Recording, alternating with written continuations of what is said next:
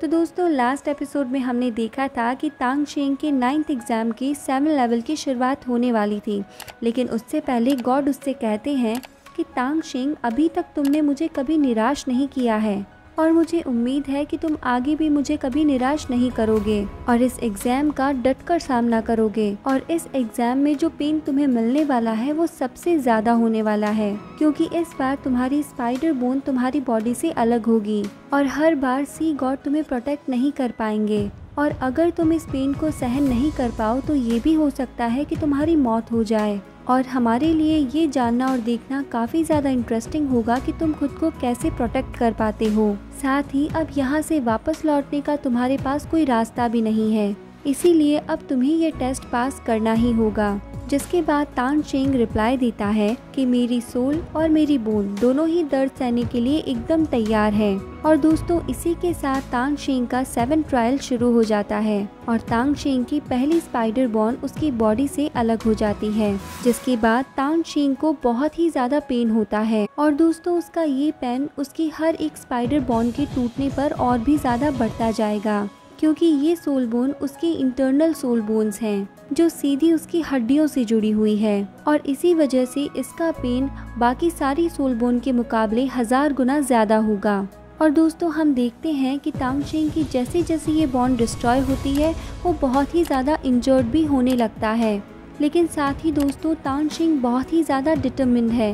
वो अपने in exam levels को क्रॉस करने के बाद अब तो बिल्कुल भी पीछे हटना ही नहीं चाहता था और इसी वजह से वो इस दर्द को सहन कर लेता है, जिसकी वजह से इसके मुंह से खून भी निकलने लगता है। अब तांग शेंग की ये हालत देखकर बाकी के स्ट्राइक डेविल्स भी उसकी चिंता में पड़ जाते हैं और शाओ वो तो बेचारी रोने लगती है। अब ये सभी मिलकर तांग शेंग की कॉन्फिडेंस को बूस्ट करते हैं, उससे कहते हैं कि तुम ये कर सकते हो। इसके बाद हम देखते हैं कि तांग शेंग की बॉडी की एक एक करके सारी सोल बोन्स टूटने लगती है और जैसे जैसे वो उसकी बॉडी से अलग होती जाती है वैसे वैसे तांग शेंग इंजर्ड होता जाता है। लेकिन दोस्तों ये सिर्फ एक इंजरी है, इससे वो मरता नहीं है।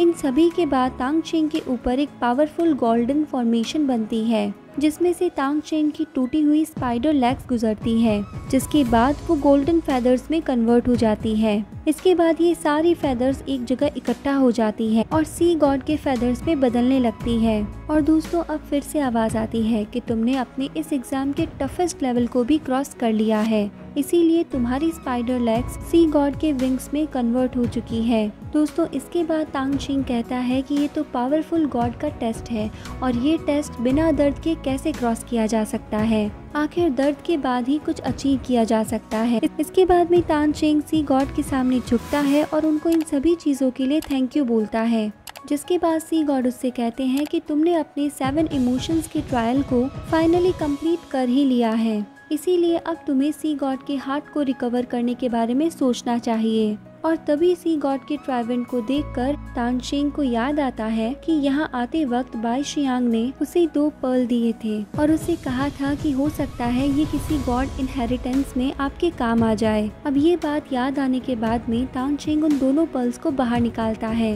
इसके बाद वो उन दोनों पर्ल्स को सी गॉड के ट्राइडेंट में फिक्स करने लगता है, जिसके बाद उसमें से काफ़ी पावरफुल एनर्जी निकलने लगती है और थोड़ी ही देर में सी गॉड का हार्ट भी फिर से रिपेयर हो जाता है और वो एकदम से पहले जैसे हो जाता है। इसकी वजह से तांग शेंग को बहुत खुशी होती है। इसके बाद में सी गॉड की आवाज़ आती है कि अब हमें Poseidon divine armour dressing ceremony को शुरू कर देना चाहिए। इसके बाद में तांग शेंग की सारी सोल बोन्स आर्मर के अलग अलग पार्ट्स में डिवाइड हो जाती हैं और फिर वो तांग शेंग की बॉडी से एक एक करके मर्ज भी होने लगती है और एक आयरन मैन की तरह वो एकदम से ड्रेसअप हो रहा होता है। और दोस्तों इस तरह से तांग शेंग को यहाँ पर फुल आर्मर सूट मिल जाता है। और दोस्तों इसके बाद हम देखते हैं तांग शेंग का नया रूप, जो पूरी तरह से सी गॉड की तरह दिखने लगता है, यानी वो भी एक गॉड बन जाता है और उसको ऐसे देखकर उसके सभी साथी बहुत खुश होते हैं। इसके बाद तांग शेंग भी अपने 9th ट्रायल के प्लेटफॉर्म पर आ जाता है और यहाँ पर सी गॉड के हाथ वाला क्यूब भी उसके पास आ जाता है। इसके बाद सी गॉड की आवाज़ आती है कि तांग शेंग सी गॉड का 9th ट्रायल एग्जाम भी कंप्लीट हो चुका है। इसके बाद हम देखते हैं कि तांग शेंग उस क्यूब को अपनी बॉडी में ऑब्जर्व कर लेता है इसके बाद आवाज़ आती है कि सी गॉड बनने पर तुम्हारी सोल की सारी कल्टीवेशन को 50,000 साल के लिए बढ़ा दिया गया है। और इसके बाद हम देखते हैं कि तान शेंग के पास जितनी भी सोल रिंग्स थी उन सभी की कल्टीवेशन 50,000 साल तक बढ़ने से वो सभी अब मिलेनियम रेड कलर की रिंग्स में कन्वर्ट हो जाती है। और इसी के साथ तांग शेंग के पास में गॉड लेवल की सोल रिंग्स भी आ जाती है। इसके बाद तांग शेंग फिर से सी गॉड के पास आ जाता है, जहां अब सी गॉड गायब हो चुके होते हैं। अब तान शेंग के गॉड बनने के बाद में सी गॉड के टेम्पल से एक गोल्डन सी लाइट निकलती है, जिसे सी गॉड के आइलैंड पर मौजूद सभी लोग महसूस कर लेते हैं। वहीं इसे कियाम रेशे भी फील करती है और कहती है कि फाइनली तान शेंग, तुमने मुझे निराश नहीं किया, तुम गॉड बन ही गए। वहीं दूसरी तरफ विदोंग भी अपनी कल्टीवेशन में व्यस्त होती है और उसे भी तान शेंग के गॉड बनने का पता चल जाता है। इसके बाद रक्षासा गॉड विदोंग से कहती है, क्या तुम मेरी रक्षासा गॉड इनहेरिटेंस के 9th एग्जाम के लिए तैयार हो? जिसके बाद विदोंग भी अपने 9th एग्जाम के लिए आगे बढ़ जाती है। इसके बाद हम सी गॉड का एक सीन देखते हैं जो टेम्पल के ऊपर खड़े होते हैं और फिर हम तान शेंग को देखते हैं जो अपने हाउ तियान हैमर को बाहर निकालता है और इसको देखकर वो बोलता है कि मेरे गॉड बनने के बाद में इसमें भी एक अलग सी एनर्जी आ चुकी है और मेरे ख्याल से ऐसा इसलिए हुआ होगा क्योंकि मेरी 9th soul ring deep sea demon whale king से आती है, जो बस गॉड बनने से एक ही कदम दूर था और मेरी इनहेरिटेंस ने ये गैप पूरा कर दिया। पर दोस्तों, इस खुशी के साथ तांग शेंग को इस बात की भी चिंता होती है कि उसकी सोल रिंग गॉड लेवल तक पहुंचने के बाद अब असुरा डोमेन की तरह रेड गोल्ड कलर में क्यों है, क्योंकि उसे तो ब्लू गोल्ड कलर का होना चाहिए। लेकिन अभी के लिए तांग शेंग इस बात पर ज्यादा ध्यान नहीं देता क्योंकि इस बात ने अभी तक सी गॉड की इनहेरिटेंस पर कोई भी इफेक्ट नहीं डाला था। अब आगे जो भी होगा देखा जाएगा, ये बोलते हुए तांग शेंग अपने दोस्तों के पास जाने का डिसाइड करता है क्योंकि वो अभी भी उसका इंतजार कर रहे हैं। इसके बाद तांग शेंग अपने सामने इनहेरिटेंस पोर्टल को ओपन करता है और उसमें चला जाता है, जिसके बाद वो गॉड के दूसरे वाले टेम्पल में पहुंच जाता है जहाँ पे उसके सारे वो दोस्त यानी सारे श्रैग डेविल्स मौजूद होते हैं। और दोस्तों, अपने दोस्तों के बीच में तांग शेंग यहाँ पर एक शानदार सी एंट्री मारता है और उसके दोस्त भी ये सब कुछ देखकर बहुत ही खुश होते हैं। वहीं शाओ वो तो दौड़कर उसके गले लग जाती है और उसे इस बात के लिए बहुत ही बधाई भी देती है। वहीं मोटू दोस्त तांग शेंग से कहता है कि गॉड बनने के बाद तो तुम्हें लग रहा होगा तुम ही सबसे टॉपेस्ट हो, जिसके रिप्लाई में तांग शेंग कहता है कि तुम मुझे यही समझते हो। इसके बाद शाओ वो उन सभी को बोलती है कि भले ही तांग शेंग अब एक गॉड बन गया है, लेकिन वो अभी भी हम सभी श्रैग डेविल्स में से एक ही है। अब तांग शेंग भी कम कहाँ है दोस्तों, वो थोड़ा सा फ्लर्ट करते हुए शाओ को कहता है कि और हमेशा ही ये तांग शेंग तुमसे प्यार करता रहेगा। और उसकी ये बात सुनकर शाओ शर्म से ब्लश करने लगती है। इसके बाद दोस्तों, यहाँ पर गॉड लाइट अपीयर होती है और इसमें से आवाज आती है कि शाओ, तुमने गॉड लेवल के इनहेरिटेंस के कंपनी के रूप में इस एग्जाम को पास कर लिया है, जिसके रिवॉर्ड में तुम्हारे लेवल को 10th लेवल तक बढ़ा दिया गया है। इसके साथ ही तुम्हारा लेवल अब 90 हो चुका है और तुम्हारी सभी सोल रिंग्स को कल्टीवेशन 2000 ईयर्स बढ़ाने के लिए 3 डिवाइन सोल रिंग दी जाती है। दोस्तों, इसके बाद सी गॉड बाकी सभी श्रैग डेविल्स को सी गॉड के इनहेरिटेंस में हेल्प करने के लिए रिवॉर्ड के रूप में एक एक डिवाइन सोल रिंग देते हैं। अब तांग शेंग खुश होते हुए शाओ से कहता है, तुम्हें सच में सी गॉड से 3 डिवाइन सोल रिंग्स मिली है। जिसको सुनकर शाओ कहती है कि इस बात से तो मैं भी हैरान हूँ, क्योंकि मैंने भी इन बाकी सब की तरह ही तुम्हारी मदद की थी, इसीलिए मुझे रिवॉर्ड भी बाकी सब की तरह ही मिलना चाहिए था। इसके बाद रोंग सबको बताती है कि हम सब ने पहली बार तांग शेंग के सी गॉड बनने में मदद की है, इसीलिए हमें भी एक एक रिंग मिली है। लेकिन शाओ वू ने तांग शेंग की सबसे ज्यादा मदद की थी और इसी वजह से उसे रिवॉर्ड कुछ ज्यादा मिला है। अब रोंग की इस बात पर तांग शेंग भी एग्री करता है, क्योंकि दोस्तों वास्तव में शाओ वू ने इस टेस्ट के दौरान बहुत कुछ झेला था, इसीलिए इस बात में कोई शक नहीं है कि उसे एक साथ 3 डिवाइन सोल रिंग्स क्यों मिली है। इसके बाद में तांग शेंग शाओ वू को कॉन्ग्रेचुलेशंस बोलता है, लेकिन शाओ वू उसे रोकते हुए बोलती है कि मुझे अभी नहीं लगता है कि जो मेरे में स्ट्रेंथ है उसके साथ मैं 2 से ज़्यादा सोल रिंग्स अपने अंदर रख पाऊंगी। इसीलिए शाओ वू अपनी तीसरी सोल रिंग को लेकर कुछ परेशान होती है। इसके बाद में हम देखते हैं कि सभी श्रैग डेविल्स अपनी सोल रिंग को ऑब्जर्व करने के लिए बैठ जाते हैं। वहीं दूसरी तरफ हम तांग शेंग को देखते हैं जो अपने सी गॉड टेम्पल से बाहर आता है, जिसे देखते ही सभी सेक्रेड पिलर्स उसके सामने झुक जाते हैं। जिसके बाद तांग शेंग उन सभी को उठने के लिए कहता है और तभी सी गॉड टेम्पल से एक बहुत ही तेज रोशनी बाहर निकलती है।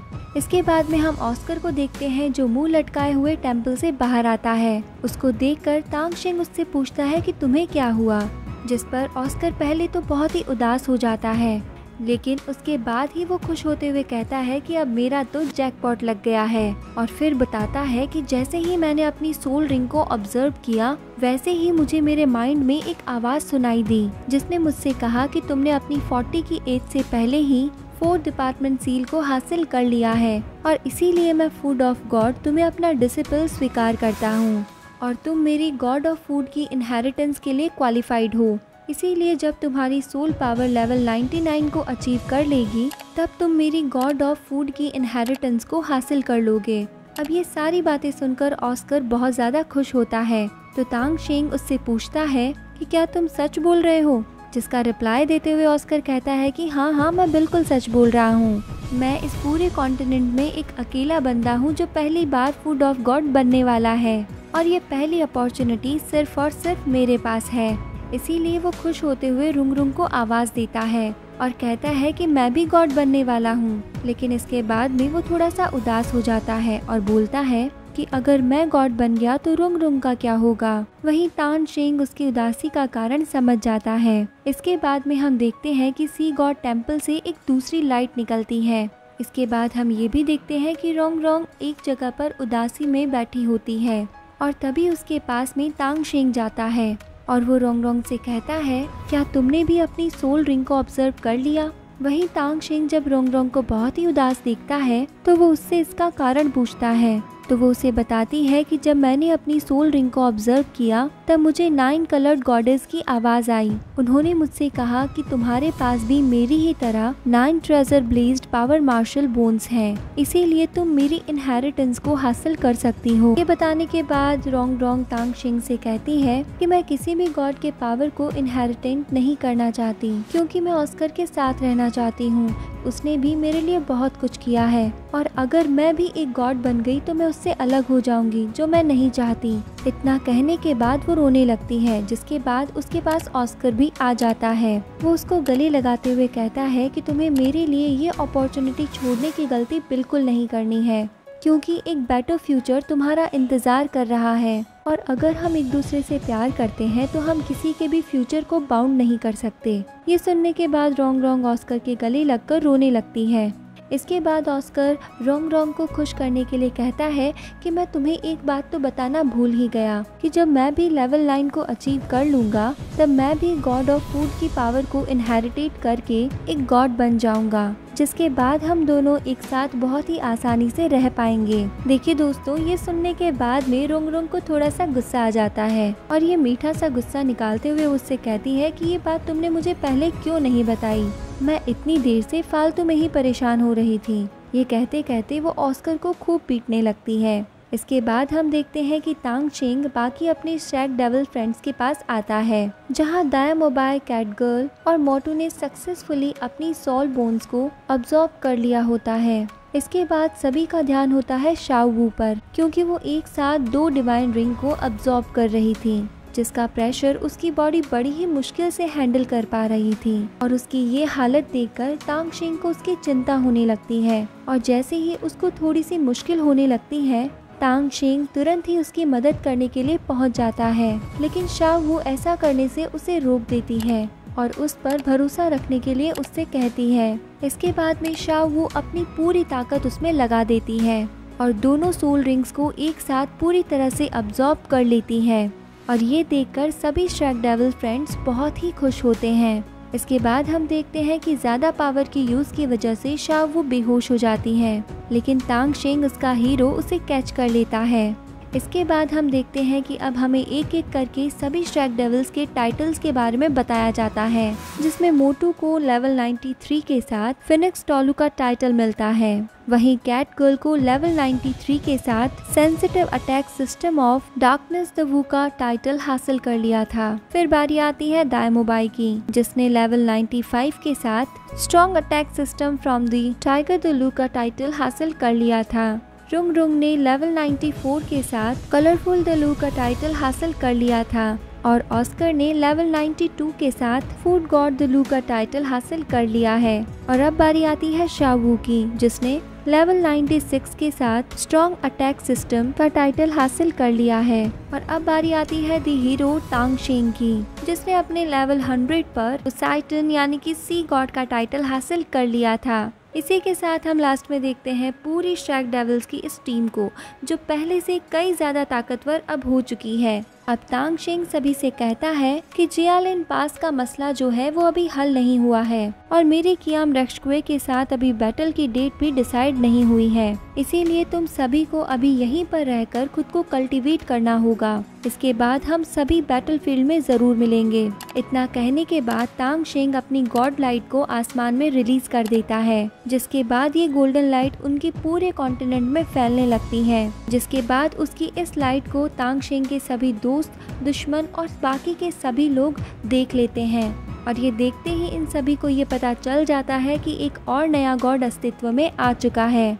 इसको देखकर महसूस कर तांग शेंग के चाहने वाले तो बहुत खुश होते हैं, लेकिन दोस्तों एज यूजुअल उससे नफरत करने वाले उससे बहुत ही ज़्यादा नफरत और करने लगते हैं और बहुत ही गुस्सा हो जाते हैं, क्योंकि दोस्तों ये बहुत ही ऑब्वियस सी बात है कि दुश्मन और हमसे नफरत करने वाले ये कभी नहीं चाहते कि हम आगे बढ़ें और हमारी पावर्स बूस्ट हो। साथ ही तांग शेंग की सबसे बड़ी दुश्मन कियांग रेक्शक्वे भी इस लाइट को अब देख लेती है और ये उसके लिए तांग शेंग की तरफ से फाइट का आगाज भी होता है।